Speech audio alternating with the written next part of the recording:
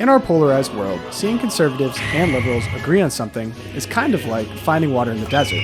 Well, one of those agreements actually happened in the desert. New Mexico Governor Michelle Lujan Grisham used emergency powers to suspend the right to carry firearms in Albuquerque for 30 days. For those carrying a pocket constitution, this goes directly against the Second Amendment right to bear arms. As expected, the police chief, sheriff, and attorney general of New Mexico all said they would not enforce this order. However, some of the loudest advocates for gun control in the country agreed that this crossed the line. We cover the motivations behind this unexpected unity. Also, we dig into the mailbag to answer, why do liturgical hymns sound like 70s pop songs? Trigger warning for Here I Am, Lord, and Eagle's Wings Enjoyers. Finally, Senator Kennedy took a trip to the local school library to read some books to Congress.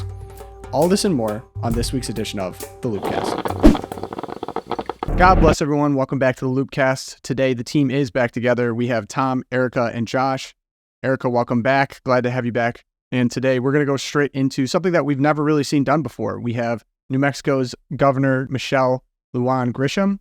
She issued an emergency public health order last week, suspending the right to carry firearms in public. This is across Albuquerque and the surrounding county for at least 30 days in response to a spate of gun violence. So the order specifically states, no person other than a law enforcement officer or licensed security officer shall possess a firearm, either openly or concealed. And for those of you who have read the Constitution before, this seems like a pretty direct suspension of a constitutional right that the Founding Fathers believe was given to us by God. So I'm going to get into the reasoning here, and I'm going to pass it right off to Erika. Erika, why do you think that she decided to take this extreme step? So the reasoning that she gave is that Albuquerque has set new records in the last year in gun violence and mortality due to gun violence. So they've seen over 120 people killed, including some children. The last shooting resulted in the death of an 11-year-old boy, which is very tragic. This year alone, they've seen 76 victims as of last week. And her reasoning that she cited was that they need to put a pause on everything, and that by taking guns out of the hands of all citizens, and this of course is only legally owned guns because they can't really control illegally owned guns, by taking the guns out of the hands of citizens, this will give law enforcement the chance and the breathing room to figure out what they can do. And that was literally what she said. We need time to figure out what to do.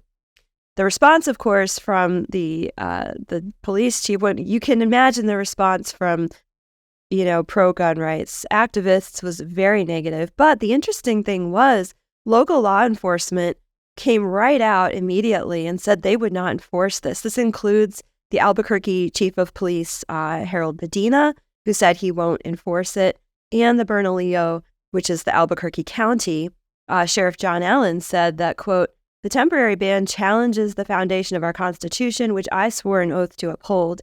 I'm wary of the potential risks posed by prohibiting law-abiding citizens from their constitutional right to self-defense. So he was questioning not only the constitutional legitimacy of her order, but also whether this would in fact further endanger lawful gun-carrying citizens. And of course, the governor, she's interviewed by CNN the next day, and she snaps back. She goes, it's not for the police to tell me what's constitutional or not. And she goes on to say, well, I'm a lawyer and I know the Constitution, so this is within my rights. Is it within the rights of the Attorney General, who also said that he's not going to defend lawsuits? State Attorney General, New Mexico. Such a crazy State Attorney General said he's not going to defend lawsuits. It's because this isn't constitutional. But interestingly, and I think this is where a lot of the commentary comes in, we have Representative Ted Lieu, Democrat in California, definitely no friend to guns. Far leftist. Right. About as far left as it gets. Ted Lieu. Right. And David Hogg, who many may recognize the name, he was a student during the Parkland shootings in Florida, who's kind of the Harvard scholar. Right. He's become somewhat of a representative for people for gun control in America, a young kid. And he tweeted out, I support gun safety, but there's no such thing as a state public health emergency exception to the U.S. Constitution. So kind of interesting to see. It really makes me think, what are their intentions? Well, it can't be because they so guns. David Hogg and Ted Lieu are really worried that she's letting the cat out of the bag. You can't do a public health to get rid of the Second Amendment because they know it's The danger is this will create a backlash and people will reassert their constitutional right to protect themselves and the right to bear arms. They know you can't do this. Basically, they want to boil the frog slowly. And that's what's going on here. It's not like Ted Lieu and David Hogg suddenly have appreciation for the Second Amendment and think, yeah, people should be able to have guns to protect themselves. I mean, when I see these kind of proposals, like declaring a health emergency, we should absolutely be worried. That's exactly what they did with COVID. This is their textbook.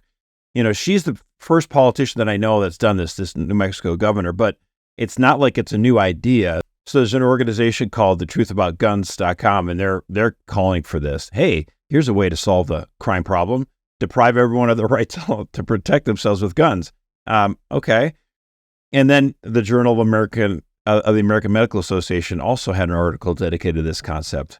And I just feel like, we have a problem also in our country with drunk drivers. And so I think the way to solve the problem of drunk drivers, because drunk drivers are out there killing people who are on the roadways, people who are totally sober. So if we want to solve this problem, we need to get rid of all sober drivers, right?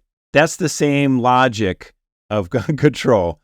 You can't be responsible. The government needs to take this away from you. So I find it absolutely ridiculous. I live in a very rural area. If someone comes to my house, what am I going to do? Call the police? They're going to be half an hour away. It's just, give me a break. It's not realistic. So, yeah. Yeah, and I think to your point, Josh, too, seeing all of the sort of leftist gun control activists come out against the governor of New Mexico here, it's that she took the step too soon, right? They know the American public is not ready. There's going to be a backlash. And so they're coming out and saying, no, we're not here to destroy the Constitution. We're totally in support of the Constitution, because they understand that you have to play the long game. And like you said, you have to boil the frog. I think that metaphor is totally apt here. It reminds me a little bit of the phenomenon we saw with Kamala Harris over the weekend, too. Vice President of the United States comes out and she says, well, nobody supports abortion up until birth. Nobody supports that.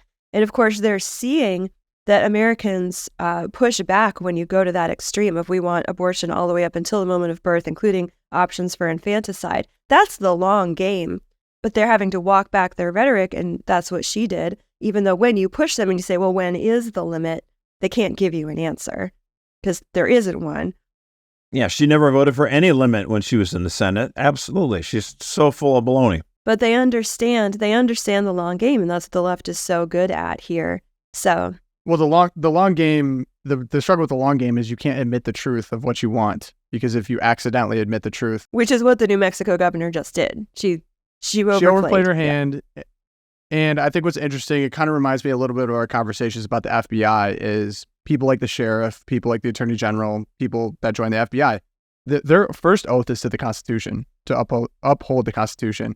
And so these people are actually truly doing their duty by disobeying this order, because it actually goes against the Constitution.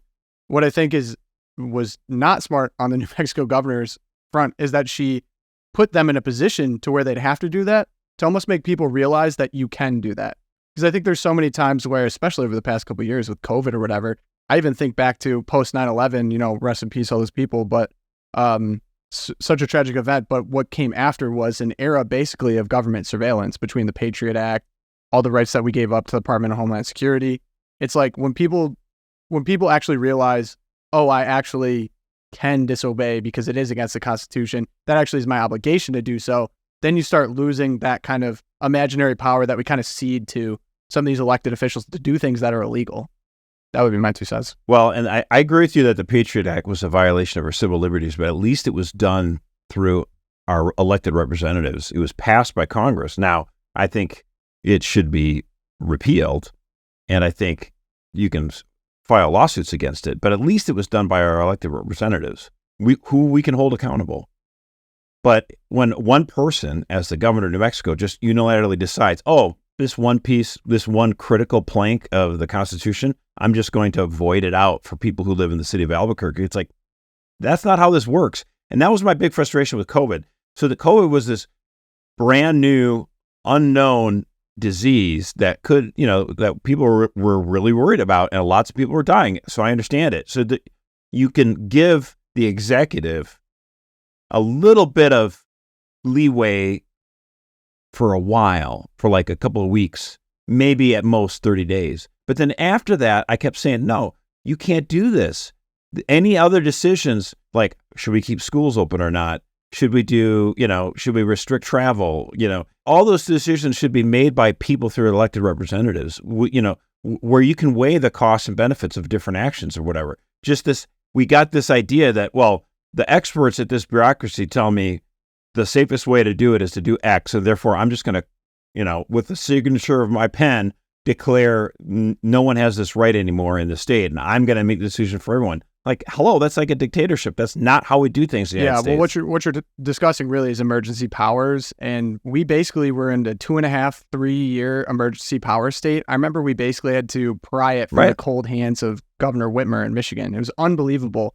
2.5 years later to actually be in an actual government state of emergency officially. I mean, we've had a student loan freeze forever, partially because of this. There's a lot of things that were basically excused because of that. The student loan thing was the law that they used to extend that Biden used to extend that was something that was done right after 9/11 because they wanted to help out people who were deciding to enter into the military.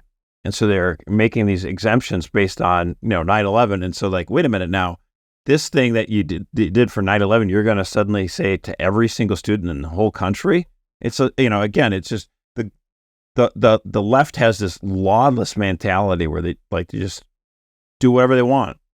It's so randomly decided, like arbitrarily decided, because of course we're concerned about gun violence here in Albuquerque, but when there were actual riots going on in 2020, 2021, there was no emergency power pulled there to get these people off the streets or to protect businesses or whatever. So I'd say the gun lobby and actual Americans who enjoy their Second Amendment freedoms smartly understand, if I could say, smartly understand you can't give these people an inch because like you said, they're going to pull some 9/11 era emergency and continue to enjoy the powers that you've granted them voluntarily. You can't give these people an inch.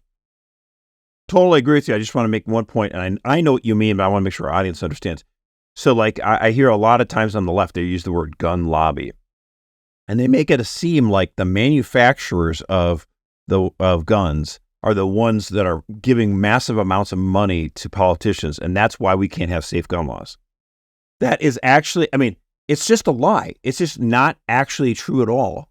Like if you're gonna attack our opponents, like if the gun control activists want to be honest, it's like the reason why we don't have gun control laws and why gun control laws fail every time is not because of some big money thing from manufacturers of guns. It's because people like all of my uncles who are hunters and they own guns, they're voters. The NRA doesn't have the NRA only has power insofar as there are millions of voters who are like, that guy's bad on guns? Okay, thank you, NRA, and I'm not going to vote for him. And that guy's career's over. That's how that happens. It's got nothing to do, it's not like a whole bunch of money changing hands.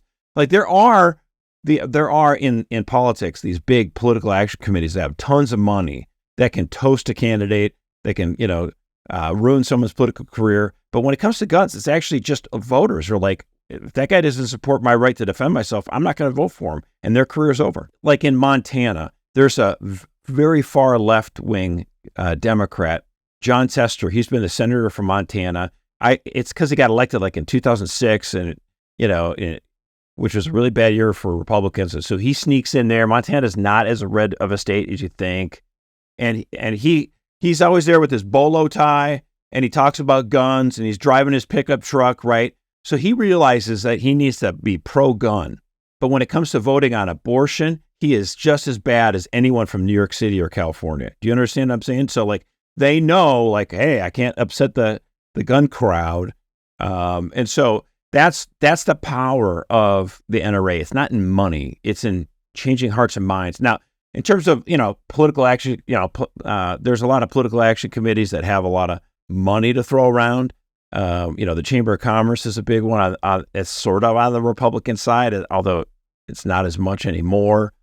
There's other political action committees that have a lot of money. The left has a lot of like these, with the abortion lobby, big pharma, like who are we talking about? Teachers unions, Teachers' unions are huge, and they give 95% of their money to Democratic candidates. Planned Parenthood, Emily's List, there's a lot of pro-abortion political action committees. They have a lot of money. The military-industrial complex does as well, I'm sure.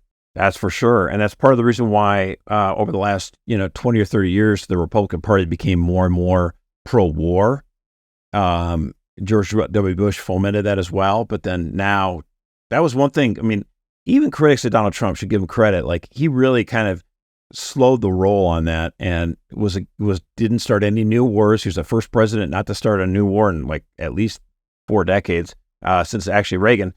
And so you look at this, and some of these PACs, like you say, that if the military-industrial complex, they don't like Trump, and so they give money to organizations that attack Trump. And it's like, it's almost like you'll give money to an organization that will attack Trump because he's not a family man. But the reason why you're doing that is to try to convince conservative voters not to vote. Yeah, I mean, him. They don't own him. Your real mission is to make sure that the pipeline goes through for more war. I think one of the most convincing arguments I heard from Trump was, I'm not owned by anyone. I'm a self-made man. I'm not taking money from these big interests. And at the time, that was like something I had never heard before. Because in order to get to there, you have to spend a remarkable amount of money, especially if you're a career politician. You often don't have that unless you're Nancy Pelosi with insider trading. Which is why his grassroots fundraising and his personal fortune are so impressive, right? Yeah. Definitely makes him an interesting candidate, no doubt. But speaking of rich people, well, before I get into rich people, we will be talking Elon Musk. But so here at the Loopcast, here at Catholic Vote, of course, we're political junkies. We talk about current events as it relates to Catholicism and politics. But one thing that I can guarantee you we're all doing is praying. And so we've witnessed, as we've covered ad nauseum, a lot of violence against Catholics, specifically against Catholic churches, with some being burned down and vandalized. We have a tracker over 300 over the past couple of years. We are also seeing a lot of targeting from the Department of Justice, FBI. We've kept you up to date on all these things. And of course, we want to continue to advocate for justice. We're not going to stop. But however, the best way to protect ourselves now, we believe, is through prayer. So we at Catholic Vote have a St. Michael Novena that we are all praying here, and we'd like you to join. So this is going to be from September 20th to 29th. We're going to have a link in the bio for you to sign up, to follow along through email, be praying with us here. When we get everyone together in prayer, that's when we see some real magic happen. That's how we make things happen. So I really want to invite all of you, strongly encourage, please join us in praying the St. Michael Novena. I will have the details in the bio, but hopefully we see you on that list and we'll be praying along with you. The question is, should we do political action or should we do prayer? And the answer, of course, is both. I mean, you can't look at this last year and realize Mark Hawk got, a bunch of federal agents bust into his house, take him away. And what happens? He goes in front of a court. They're like begging him to take a plea deal. He says, no deal. He fights it and he wins. I'm convinced that's prayer. Yeah, no doubt. So join us on that. Once again, link in the bio. So, rich people, Elon Musk. We've had a few people ask, actually, kind of what's going on with him. We've heard a lot of headlines, and they wanted us to kind of give a update on some of the recent stories involving him. So he had a new biography. This was released this week by Walter Isaacson. He's the former CEO of CNN. He wrote the biography titled Elon Musk, very original. So there's been a few interesting tidbits that have come out of that interview, and then other things surrounding him at this time. One of them being his program called Starlink. And for people that are unfamiliar, Starlink was intended to be the ability to basically connect people to the internet via satellite all over the world, low cost, basically free. He's worked with a lot of different countries to get this up and make it available. Basically, people took a segment of the book in which they were discussing how he relates to the war in Ukraine, which is interesting because I don't even think Elon himself, as he said, didn't really see himself really being involved as a private American citizen. So the Ukrainians wanted to launch an offensive against Russia in Crimea with these drone submarines. And the drone submarines were connected via the internet. And so as they were going towards Crimea to eventually execute an attack, they lost connectivity to the internet and washed along the shore. So the headlines that came out from hostile news outlets, would put it that way, were saying that Elon Musk specifically turned off the connectivity so that these submarines would fail. He's on Russia's side was the subtext. Yeah, on Russia's side, he's anti-Ukraine. All these people were calling him an American traitor because he wouldn't cooperate with the Ukrainians, which is just kind of an insane thing to say. Well, and they know what it means to be a traitor. So inside knowledge. To give him credit. So the interesting part about this is, of course, that characterization is untrue, and Walter Isaacson himself came and clarified. So what actually happened was Starlink never made a guarantee of having connectivity over Crimea. And the Ukrainians, after this attack, basically came to Elon Musk and said, hey, turn on Starlink in Crimea. You need to help us here. And Elon, I think smartly said, if this happens, it's going to cause a much larger war, potentially a nuclear one. And Starlink, in the terms of service, explicitly says we're not here to support any offensive military action. So Starlink can't be used to attack other countries, which I think is something that it seems pretty reasonable, but a lot of people have kind of brought up, the amount of power that he holds in all of his different initiatives truly could change the course of a war, which I think is scary to some people to think that a private citizen could do so. So I think that's why he's being attacked. Also, he's been very clear that he's free speech. He doesn't really fall in line with a lot of the other billionaires that get universal praise. Think Bill Gates or even Bezos. They don't get this kind of scrutiny or attack. Well, I think to draw a parallel with Trump that we just discussed, he's not a bot man, right? In the sense that he's shown that he will not be controlled, that he has his own thoughts, his own way of looking at the world. And that's terrifying, I think, to leaders of nations, to autocrats, to anyone who sees the world as a struggle between power. And the most important thing is to grasp power and to control the people around you. And he's just shown that he's taken himself out of that game, right? The game of, this is the side of Russia, this is the US, this is the Biden, this is the Democrat, this is the Republican. And he's kind of a loose cannon. So in that way, there's a lot of parallels there with why Trump is so feared and hated. Yeah, original thinkers are not allowed. Exactly. How dare you have an original thought? But I believe Starlink was not the only attack on Elon Musk, Pogo. No, Starlink wasn't. And it's funny you brought up attack, too, because the Department of Justice decided to attack SpaceX, another one of his innovations, through a lawsuit. And the lawsuit was interesting considering that it was against SpaceX for not hiring asylum seekers and refugees, claiming employment discrimination.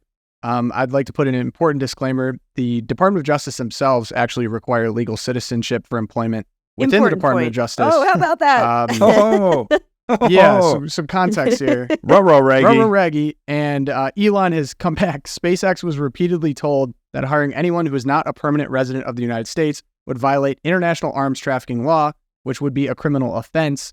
We couldn't even hire Canadian citizens, despite Canada being a part of NORAD. This is another case of weaponization of the DOJ for political purposes. But do we even need to spend the time, cutting Josh through does. this? But Hands why? up. Why do they... Josh, what's going on here? Why?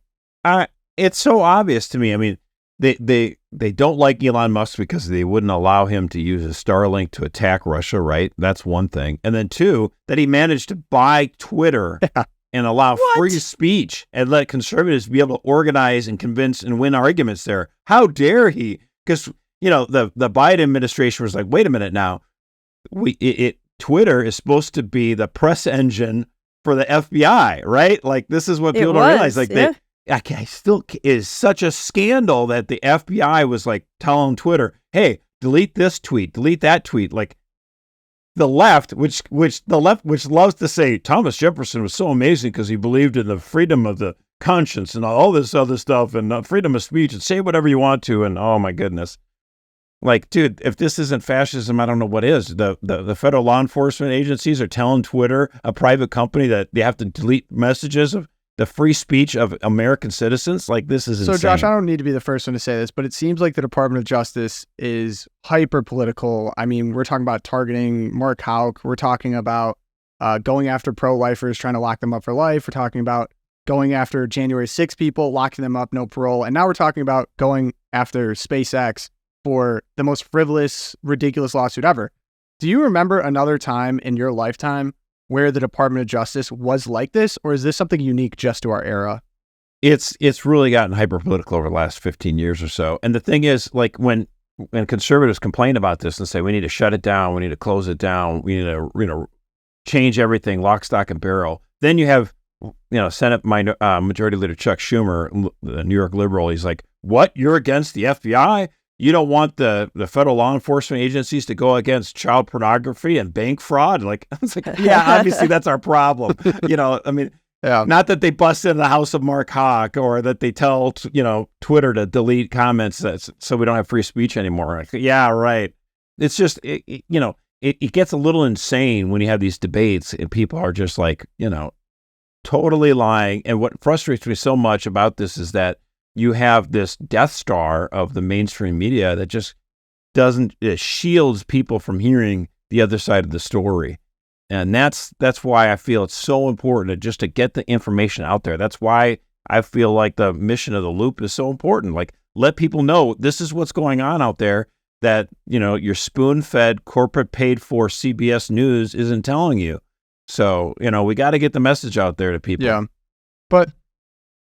But specific, so I think for people that just see and have now kind of accepted this as normal, you're telling me that it's not normal to see a Department of Justice be so hyper-partisan and obviously attack people for frivolous stuff. Not in the way it's become, no. Of course, there's always been the temptation, right, for the President of the United States to influence he appoints the Attorney General.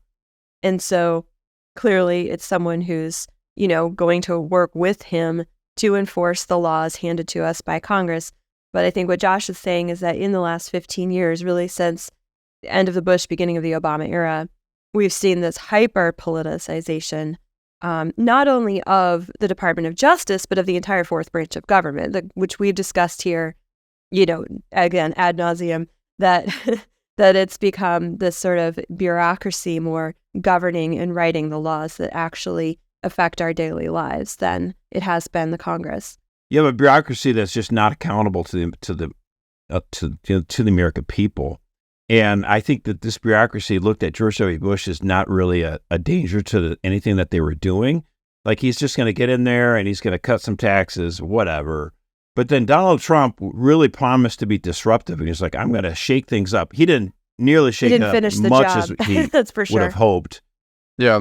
I think part of that is because he was listening too much to Ivanka and Jared. And he really needed to have some people to come in there and really to remove people from power and fire a lot more people and strip it down. Because right now, if you don't get someone in there to really attack the administrative state, then you're really faced with a situation where it doesn't matter who wins. Like, you have this enormous bureaucracy that's just changing the country through fiat, through bureaucratic regulations, through throwing money at this and that. And through the press and through media.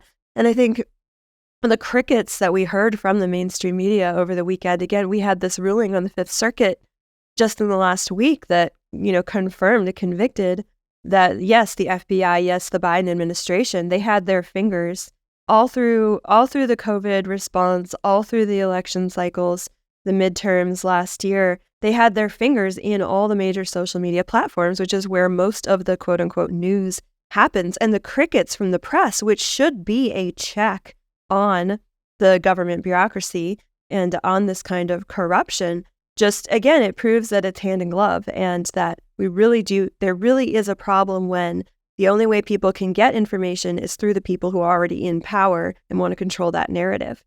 So it's just further confirmation. Elon Musk saying, I'm going to buy Twitter so we can have free speech again. That was humongous. People are like, he's kind of weird. My wife's like, I don't know. He's kind of weird. He's goofy. His kid's names. He just had another kid. Tau Techno Mechanicus. Yeah, something crazy. Inspiration. Techno. Inspiration for all Catholic weird. mothers. I'm like, okay. Techno. So what if he's weird? He believes in he thinks I should have more free speech than my own government thinks, which I thought we had a government based on our Constitution, the Bill of Rights. So yeah, he might be weird. And you know what? He's pro free speech, and he's also he's fighting against the myth of overpopulation. If you had asked me who is the world's strongest proponent of fighting against this myth of overpopulation, most of my life I'd say, the Pope. But that's not the case anymore. We have a Pope that's against, don't breed like rabbits. Oh, thanks, buddy. But at least Elon Musk's like, no, everyone needs to have more children. Like, yes, that's good. That's smart. Just don't name them Twinkle, Stardust, Techno, whatever.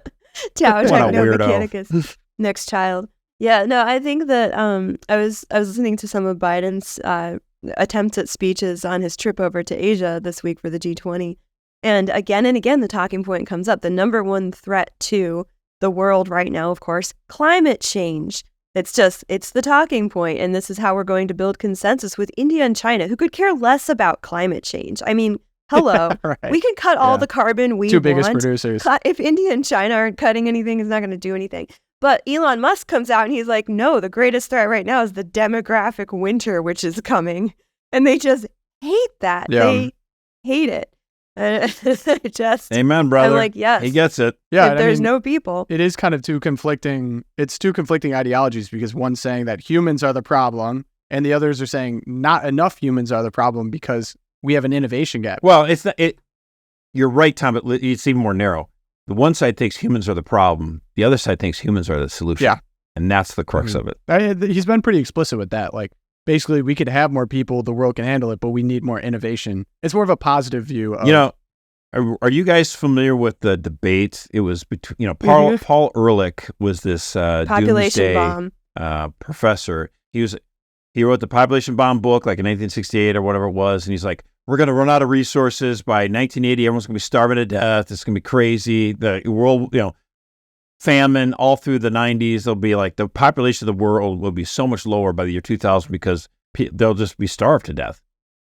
And Julian Simon was this amazing economist at the University of Maryland. He's the guy who told the airlines, by the way, like in the mid-60s, you should actually overbook. You should sell 102% of the seats in your airplane. And then what'll happen is 2 or 3% of people won't make it on time or whatever, and you'll still have a full airplane. And they're like, well, wait a minute. What if we don't have enough seats? Like, well, then you just pay them for the seats and get going. You'll be more efficient. And they said, nah. They waited like 10 years before they're like, wait a minute, we should do that. I mean, hello, the guy's very smart. And so Paul Ehrlich's making all the media loves him, the population bomb. He's got this big book out in whatever it was, 68. And so Julian Simon's like, no, actually, I disagree with you. I think the biggest thing in the world is the greatest thing that in the world that we have, the greatest resource is actually humans. Humans are the ultimate resource. That's the point he made. And he said to Paul Ehrlich, I'll bet you $1,000, I think it was $10,000, $1,000, I forget what the amount was, $10,000. You get to pick like 4 or 5 minerals or resources that you think are obviously going to be more expensive in 10 years. And then after 10 years, we'll look at the score adjusted for inflation or whatever, however it is, and may the best man win. And the population bomb's like, yeah, of course, everything's going to be more expensive because oil, tungsten, steel, whatever it is. And he listed them all off and okay, great. 10 years later, Julian Simon wins massively because things are, and it just, to me, was just remarkable because the left thinks, oh, doomsday, the world's going to hell in a handbasket. And in fact, I think of the social issues, we are in many ways going astray. But Americans, we have this great ingenuity. We have the human resource, the ability to be entrepreneurial. When we understand that we should act as if God was, we were created in his image, and our creative power is the most beautiful thing that we have.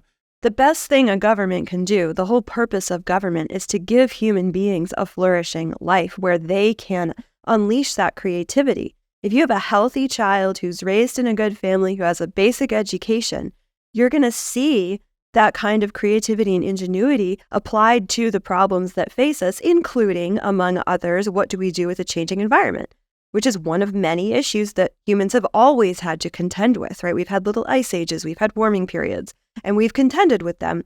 But when a government instead says, no, the issue is the human person, we need to control people, we need to lower population, which was one of those things you don't say that accidentally got said this year by the Biden administration.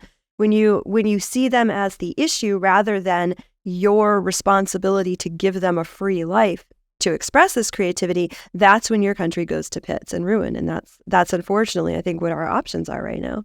Yeah. Yeah, Josh, you always bring up the story about what's unique about America.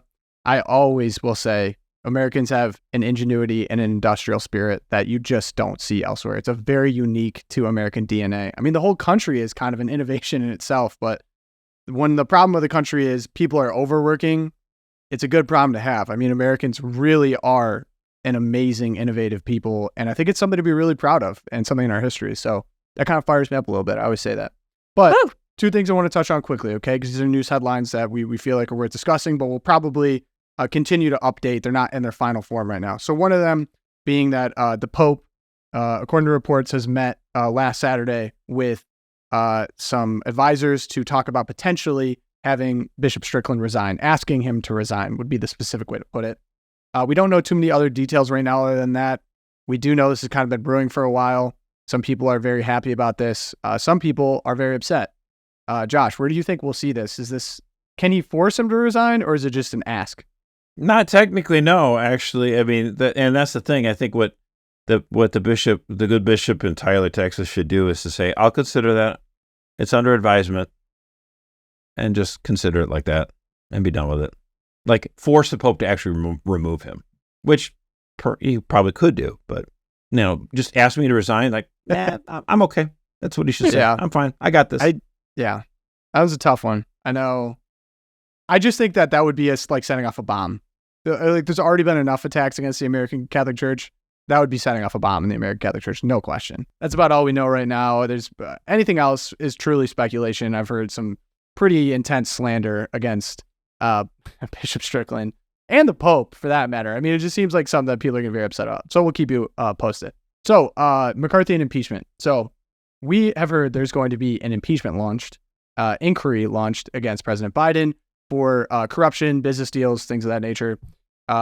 Interesting timing on this. I think some people see it as a potential way to save the gavel for the speaker, for McCarthy, a way to kind of appease people who have been waiting for this for a long time, calling them for a long time. Some people see it as a legitimate query. There is kind of a tit for tat for what they did to Trump, kind of time to get back at that. All we know right now is there's an inquiry launched, but other than that, it's going to be a developing story. Why do you think they chose to do this now?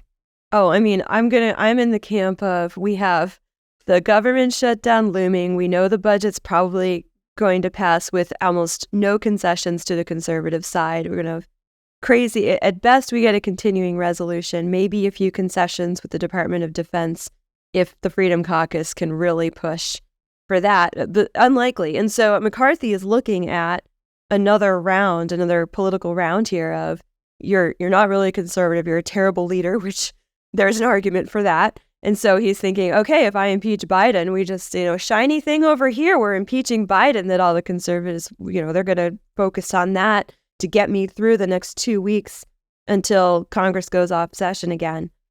So, I mean, I'm going with it's a political stunt. If they really wanted to actually get something done, they should be impeaching people from the fourth branch, from the bureaucracy. They should be impeaching Merrick Garland. They should be impeaching, Chris Wray, director of the FBI. But instead, they're going for the low-hanging fruit, President Biden. Wow. Of course, we had... I mean, that's not low. I'm cynical. What can I say? It's not the low-hanging fruit, obviously, the President of the United States. I mean, no, I guess the point is, like, at first they were going to start with this idea of impeaching, Homeland Security Secretary Mayorkas. And then, I mean, obviously... Another good one. We've been calling for Merrick Garland, the Attorney General, to be impeached. I mean, he's completely lawless. Christopher Wray, you mentioned, would be a good one.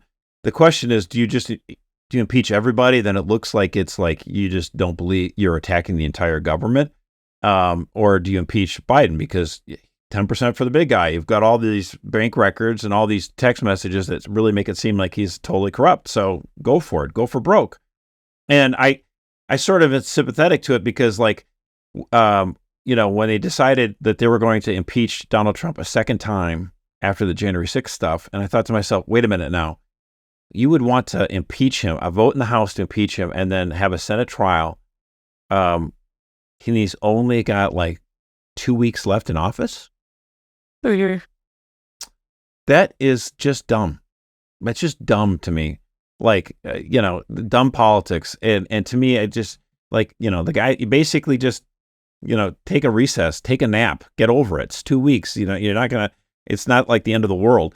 And so to me, to them, it was, we just wanted to give the stain of shame on Donald Trump by impeaching him a second time. The only president to be impeached twice. It's like, oh, if that's all we're doing, then let's just impeach Joe Biden, whether he's innocent or guilty. I mean, just impeach him.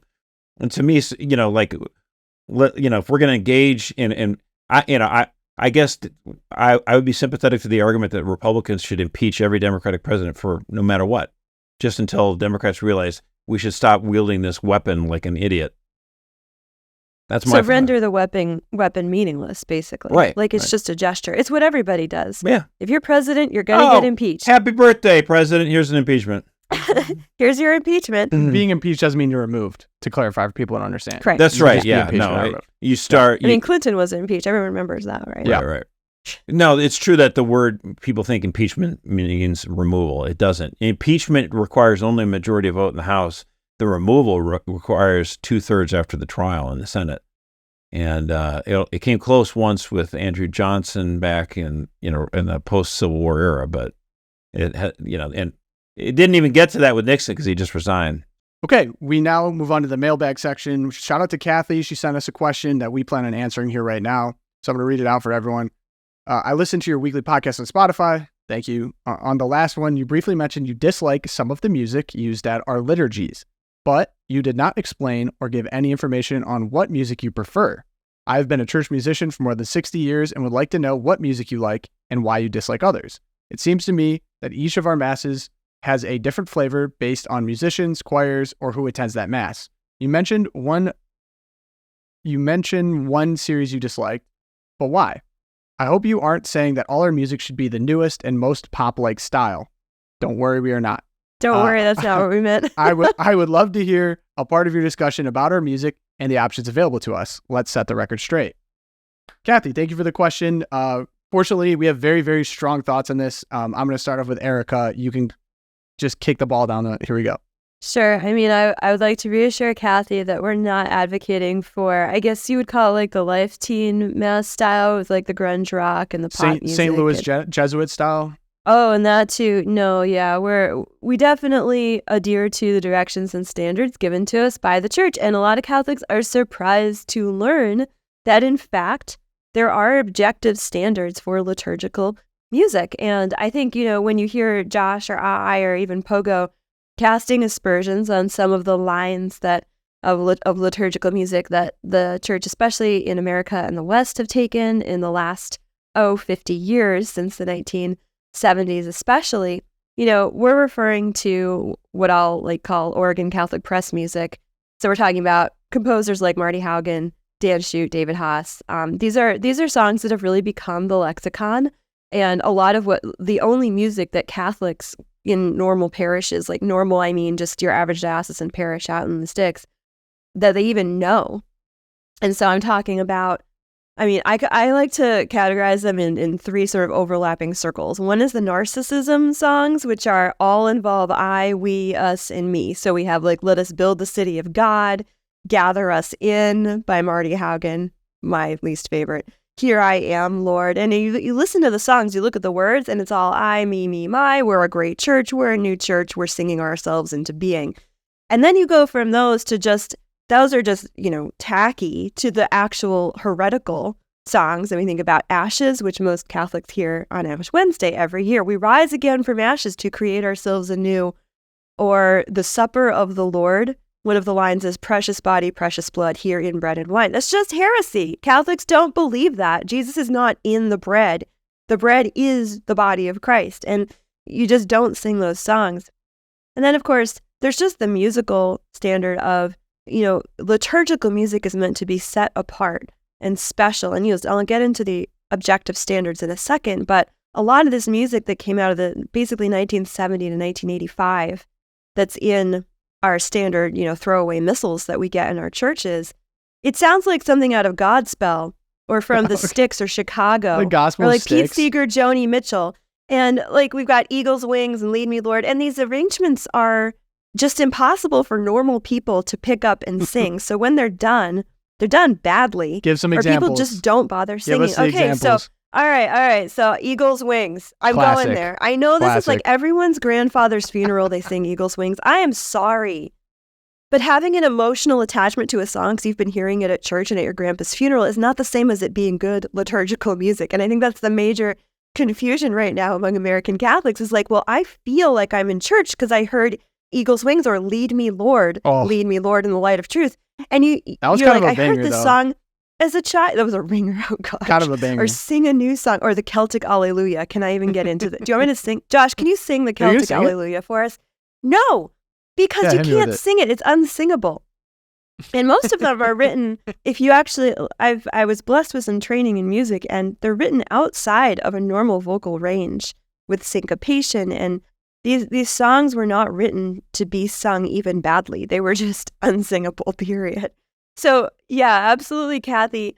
That's more like what we're getting at when we say, look, Catholic liturgical music in the United States needs to get out of the 70s and 80s and probably back to, I think, Tom, you said you like to feel like you're walking into a church that's 300 AD. Yeah. Let's get some Gregorian chant. That's what I want. I want my churches to feel 300 AD. Or just simply pious hymns like Immaculate Mary, and instead of Dan Schuette's, song that sounds like it's My Little Pony, My Little Pony. Glory to God, glory to God. It tracks. Claps. It's the same music. It literally is My Little Pony. Yep. And I want to be really clear here because this might make some people upset. We're not talking about the people who are singing these songs or the people that devote time to be in the choir. Right. You're not responsible for Understood. this. But the music that is being sung, you have to understand, were made in the 70s and 80s to mimic a pop style. So it's the church becoming more like the world rather than the world becoming more like the church. And it is important to understand there is a standard. And I was actually, when doing research, I'm happy to see this. There's a standard. And sacred church music has been going back thousands of years. So not just 40 years to the 80s. We've somehow lost thousands of years of actual sacred music with a direction that make you feel like you're transcending into prayer. And so actually Vatican II did say this, that actually Gregorian chant was actually supposed to have, in direct quote, a pride of place in Sacrosanctum Concilium. So the church, quote, the church acknowledges Gregorian chant as specially suited to the Roman liturgy. Therefore, other things being equal, it should be given pride of place in liturgical services. This pride of place was not intended to exclude other types of sacred music, especially polyphony, so long as they accord with the spirit of liturgical action. So for all the people that are saying, well, this is just some type of faithful interpretation of Vatican II of what we get now, that's just not the truth. We've lost a lot of what was intended to be a part of the Mass right now, either by malicious means or by just, poor, I don't know. It's interesting too, and even though I took 3 semesters of Latin, I'm probably not going to say this correctly, but the Dies Irae, D-I-E-S-I-R-A. Dies Irae. Okay. I was going to say it means a day of wrath, okay? It's from the 13th century Gregorian requiem that they sung at funerals, right? And this music is got such a haunting melody, right? That it's used in so many Hollywood movies. So wait a minute now, Hollywood, they're trying to put together a movie. They're trying to either inspire you with good music or scare you with bad music. They want the good stuff. They want the things that are going to move and shake your hearts and minds, right? And they go to Catholic music from the 13th century. They're not taking Dan Schuette stuff. That's what I'm getting at. The liturgy, the musical stuff that we're given today, they're not sending our best, let me tell you. Seriously. Yeah, can you imagine the Godfather scene at the end when they're they have the Ave Maria, the Dies Irae kind of stuff on going, and it's very moving. Eagle's wings, tear you on the breath of God. And I'll get assassinated. I want to make this point because we're the art of politics, the art of the possible, right? And I think understanding that the American church has been in a liturgical musical winter for 50 years. I'm not saying that the smartest thing to do here is to wipe out all the OCP, all the Dan Schuette, all the Marty Hagen, and just get rid of it. Because like Josh said, there are thousands of Catholic parishes where people of goodwill just haven't been educated in the patrimony that we have, our legacy of this beautiful sacred music that was actually written to be sacred and holy. Yeah. And so it's going to be a process, but I've been blessed to be part of now 2 parishes in my adult life that have started to educate and introduce through children's choirs, through youth choirs, knowledge of the Gregorian mass settings, and it's through repetition and this gentle kind of rolling into it. Fortunately, there are so many resources now for music directors or even just ordinary parishioners to talk with their pastors. I'm going to link 2 of these resources in the show notes. So if you're interested in how do I get my parish, back into this sort of education of actual sacred music, there are great resources. I'm going to drop them in the show notes. One of them, Church Music Association of America, CC Watershed is another one. So take a look at those. There's a lot of help out there. CC Watershed's bomb. I have so much faith. I love those guys. And with all these resources will be in the show notes. These are things that we absolutely want you all to have. But I have so much faith in this, even though it will maybe be a tough transition for some people. Really, all it takes is listening to this stuff one time when it's performed correctly. It sounds like nothing you've ever heard before. Like Josh was saying, it sounds like a movie.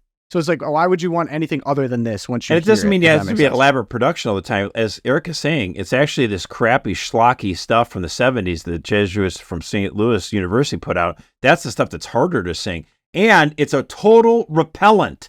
All the sappy 70s songs push men away from the church.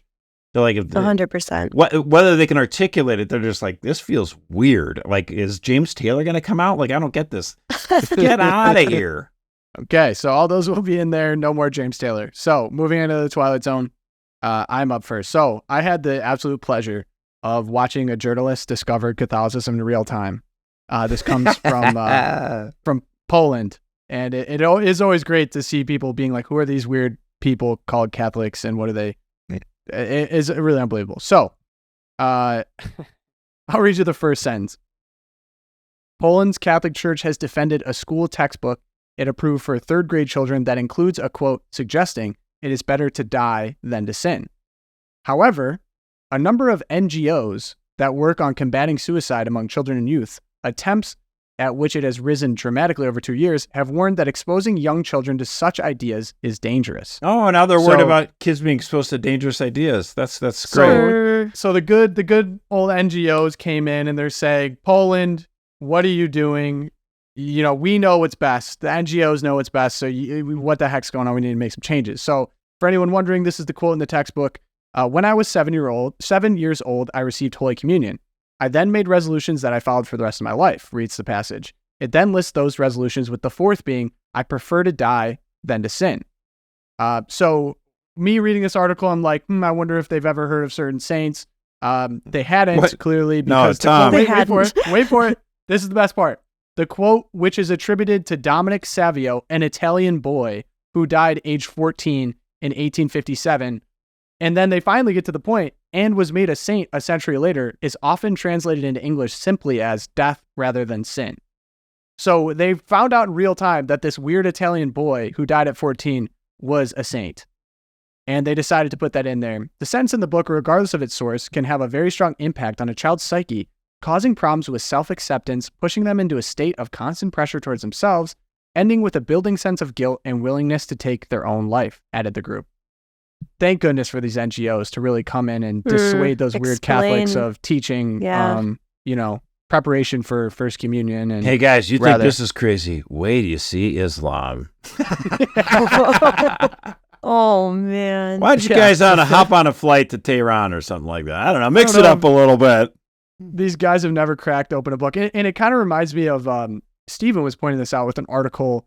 I don't think it was Slate. It might have been Slate, but it was someone read one of the textbooks that was in the libraries that parents are upset about.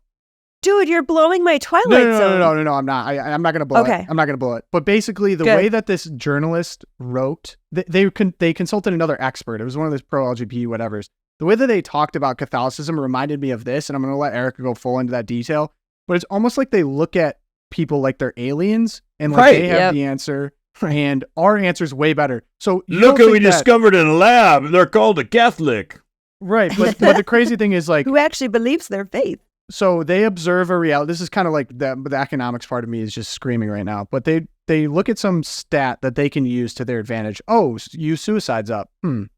How can we attribute this to something that we find weird and don't like instead of actually, I don't know, controlling for a variable?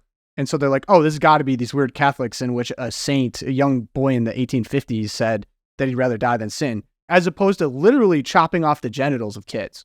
You don't think that's contributing at all? So it's kind of crazy. Their prescribed solution, of course, if you go to more tertiary effect here, is, well, no, they got to chop their genitals off in order to stop from dying, because that's the debate they want to use. But if I could end, I do have faith in Poland. So the education ministry is ran by this guy, Artur Gorecki. He said religious education curriculums and teaching materials are the responsibility of churches and religious communities. Gorecki was appointed by the current ultra-conservative education minister. I can't even pronounce this guy's name. Starts with a P, Charnik. ends with a W. Go with the last name Charnik. Charnik. You got it. Yeah. He is an outspoken religious conservative. During a lecture in 2020, Gorecki warned of the threats that arise when religion ceases to have an influence in schools because all truth comes from God, direct quote. The following year, he declared it vital for Polish children to receive a Christian education so that they can save Latin civilization. So I doubt this guy's going to bow down to the NGOs. Ultra-conservative sounds normal. Yeah. So hilarious to watch this. Like, they're looking at these people in a lab, and I'm like, we actually believe this, right? And people all over the world actually believe this, and that actually is a very common belief for people that don't receive the Eucharist, is basically to avoid sin at all costs. No, that reminds me, though. My friend, she got an internship at NBC News, and she's Genevieve Wood. She was originally from Texarkana, Arkansas, or Texas. She always makes sure I know that she was from Texas. She was interning or working at NBC News in Manhattan, and bless her heart, she's like, goes around people, hey, where can I go to church? Do you guys know where there's a good church around here? And it was like, what? Who are you? What? No one in the building. They're like, what? No, church? I don't know. Like, there's probably some Catholic thing down the road, and like, they had no clue. It was like you can ask in from New York where City, they find dope, cocaine, Yeah, right. like. You got a good drug dealer? Yeah, right. No idea where to go to church. I got 8 on speed dial. MSNBC, man. Erika, I sincerely apologize. I may have tipped yours a little bit, but hey, that's all right, Poga. Hey, it worked out. All right, Twilight Zone. So this is what our Senate, United States Senate, is concerned with this week. Senator Dick Durbin headed a hearing on the Nazi-like state into which the United States has now descended, a land in which thousands of moms and school boards are calling for the banning, if not the outright burning, of books. And so we had Illinois Secretary of State Alexei Giannoulias. He testified on Illinois' own anti-book ban law. So Illinois leading the charge to shut down all these moms who are concerned about pornography in their children's school libraries. He testified before the Senate Judiciary Committee.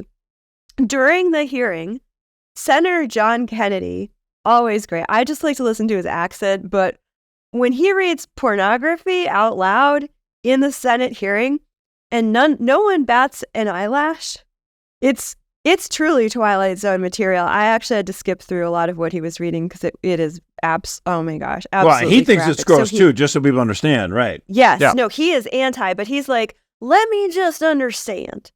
I'm going to read from these books that these moms are hoping we can remove from the elementary library. Are you saying? Shelves. Are you saying? Are you saying?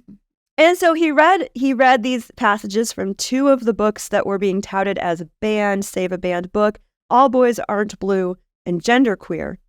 And these are graphic passages. And at the end of this, the Illinois Secretary of State instructs Kennedy that these passages, which are instructing children in the 4th grade, so we're talking 8, 9, 10-year-olds, on how to have gay sex in the bushes outside of their youth ministry meeting at church, he suggests to Kennedy that he draws a parallel between the rape scene in To Kill a Mockingbird and All Boys Aren't Blue, thereby suggesting that Senator Kennedy wants to ban To Kill a Mockingbird because he's somehow racist. At the same time, he wants to ban these. It was such a ridiculous comparison. Not all he said. Did you hear what else he said? Go for it. He said that was pretty disturbing coming out of your mouth. I'm like, yeah. Interesting. He did acknowledge it was disturbing, but then he goes on to say, just like the rape scene in To Kill a Mockingbird, thereby perhaps tipping his hand that he's never actually read To Kill a Mockingbird in his life. And then did you hear the communist that they brought up from Minneapolis? She was there, or I'm sorry, I honestly, genuinely, I'm just saying this truly. I don't know what her pronouns are, but she was wearing, the person was wearing a suit. We weren't really sure. And Senator Kennedy's like, Miss, what do you think about this? She said, it's mix. And he's like, basically, he's like, whatever your pronoun is, man. Like, tell me what you want me to call you. Yeah, you just heard me read porn. Like, what do you think about this? Like, he was great, though. I mean, and I did want to give a shout out to another panelist who was there for the minority. And get this, the people who were saying maybe 8-year-olds shouldn't read instructions on how to have oral sex. That was the minority on the panel. So Max Eden from American Enterprise Institute, I just wanted to read the end of his statement. And he just read it out loud. He goes, 10-year-olds performing sodomy, underage incest, strap-on dildo blowjobs. Is this okay for kids? Judging by the fuss made by the media, NGOs, and some Democratic politicians, it seems that there is a politically significant contingent that believes that this is all actually very good for kids, which was the conclusion would have gotten listening to the testimony of this hearing. And Max, he concluded, but personally, I'm not at all troubled by the fact that some moms believe this is inappropriate and that some school boards agree. And I find it kind of weird that the United States Senate is troubled enough to call a hearing about all of this because it indicates some kind of Nazi-like takeover of the United States, but by implication. So again, this whole hearing was just another exercise in true Twilight Zone. Shout out to Moms for Liberty. Shout out to anyone who's pushing back on this. Segue to Josh, Twilight Zone. Go for it. So this one liberal editorial cartoonist, I think it was in Chattanooga, I can't remember where, he decides that he's going to show that the Moms for Liberty are, again, like this sort of Nazi-esque threat. It shows this bear, this grizzly bear with blood soaking from its mouth and from its paws, and it murdered, obviously, all these, LGBT and CRT people, which is just obviously another vicious smear. But of course, what people just did, I love this. They posted it on Twitter, like, just use it as a badge of honor. Like, yeah, that's right. She's got a lot of blood on her hands. She's got blood all over her body. But you know what? The cubs are safe because they had drawn 2 cubs and the cubs didn't have any blood. Cubs had no blood. They looked fine. Mama bear protecting her cubs. I love it. Let's go. So I'm, badge of honor. Yeah, go ahead. It is kind of odd that someone thought they really dunked on them there. Like, they just... Sounds like a mom doing her job. Right. Exactly. It's like, that's what we're all kind of called to do. Jeez. Exactly. Yeah, what a wild... my favorite part about the whole saga, too, was Aaron Rupar, who's kind of a notorious lib commentator, clipped up the Senator Kennedy stuff and, like, Senator Kennedy having a normal one today. And it was him, of course, like, reading porn. The graphic, yeah. Mm-hmm. And everyone, I mean everyone, and he has a pretty liberal following, was like, wait, but wasn't he reading from a book that's in you think it's totally good for 8-year-olds? Yeah. It was like, wait, but he's reading, what was he reading? Oh, book for and Aaron Rupar's like, man, this is disgusting. Can't believe he's doing this. So I'm like, guys, this is in every library in America, guys. I mean, it's pure gaslighting. Like, oh my gosh, this senator from Louisiana is so gross. The whole thing was predicated upon who makes the decisions as to whether or not this is allowed. And it was so funny to watch them kind of descend in like little power fights over like, well, no, it should be this board appointed by this group of people. This group has a say. And basically Senator Kennedy's like, so you're telling me a parent has no say? You're saying that is no part of what happens here. It's all just handed off to these committees. And they basically said, yeah. Stake. And yeah, basically the answer was yes. It was like, screw you. We're going to put whatever we want. And it just makes you... This is the easiest win, I think, for people of goodwill on the other side, because it's just so obvious. Like, all it takes is people reading it. So it's cool it's read in Congress in a way, because it's the highest place. I've heard so many school board meetings of this, but we're finally here in Congress. Right? The Senate likes to call itself America's greatest deliberative body. Let me check the tallies. I've been enjoying checking tallies on podcasts. We're at 356 comments on Apple Podcasts. I'd like to give a good shout out to someone wrote, Thursdays is my favorite day. Every week I eagerly await the latest episode from the LOOPcast. Honest, true, and informative. The crew is on top of the latest news stories, especially ones that aren't covered by the mainstream media, but should be. Thank you for incorporating a Catholic perspective and for your courage in reporting what others won't. God bless. Shout out Melissa Rose, 58. I'm sure that wasn't your mom writing that. It sounds like something. So if someone could figure it out, my mom did write a review because she just got an iPhone and was like, now I can leave a review on Apple Podcasts. Like, this is she was the 1 star. Yeah, no, no. Someone, No. not gave us 5 stars. Shout out. She used a fake name though, so good luck finding her. And then on Spotify, I think we're at 111. So if you guys want to get those up, appreciate it. All you have to do, just leave 5 stars. If you want to write a detailed review, we'd appreciate it. Well, and it's not just a review. You got to send us an email about something that we're talking about on the podcast. Like, that's what was so great to hear from Kathy. Let's get more letters from the mailbag. So send us stuff. What's the email address again, Tom? LOOPcast at CatholicVote.org. I love it. Me. We'll get in the episode. So, as we always end, St. Thomas More, St. Fidelis, Our Lady of Guadalupe, pray for us, and we will see you guys next Thursday. Bye, guys.